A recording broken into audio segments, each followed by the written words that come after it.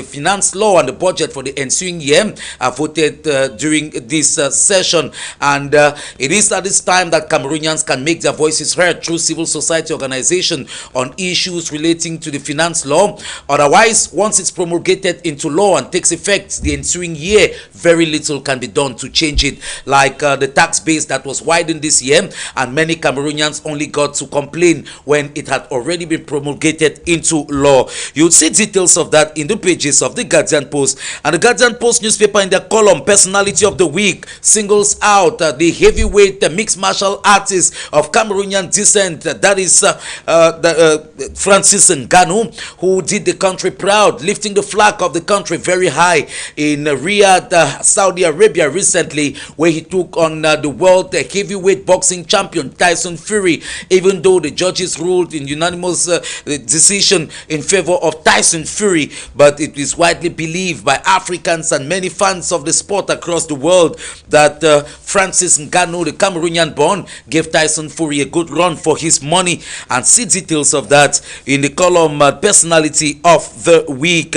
And just to say that Francis Ngannou returned to the country recently, and many complained that he was not given the kind of recognition and reception deserving of a man who gave the country so much visibility recently, as no member of parliament or member of government turned out, of course, to welcome him as a worthy son of the fatherland. However, he is in the middle of very important audiences that have been granted in the days ahead. And we move on now to page 4, where the Guardian Post in their editorial say, when Yaoundé limps on potholes. And of course, they open with a quotation there, as they say, when Yaoundé breathes, Cameroon lives. That is one of President Paul Biya's famous quotes. He used it during one of the street protests that have been the hallmarks of his regime. Yes, the level of development and security situation of every country is assessed using parameters from the capital city, which is expected to be the most fortified and glittering with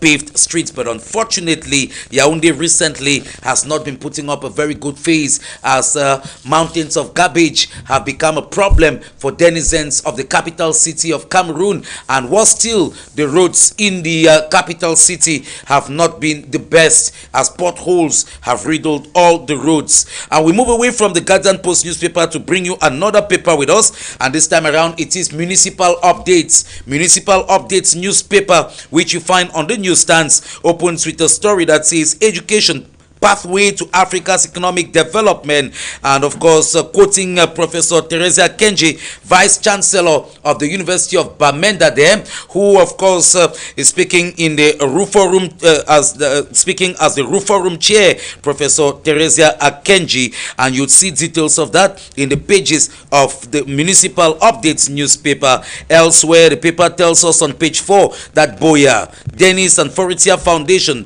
train small and medium-sized enterprises on business management, fulfilling its role there as a civil society organization that embarks on the education of the society, so that of course people acquire the much needed knowledge that will make way for them in different fields of life. And elsewhere, Municipal Updates newspaper says Austria to offer Cameroon some 33 billion francs CFA to boost vocational training in the country, as Cameroon continues to see how they can of course get young Cameroonians to pick up skills that will make them become job creators and not only job seekers, as statistics indicates that more and more Cameroonians are just certificate wielding young people with very little skills that can make way for them. You see details of this in the pages of Municipal Updates newspaper.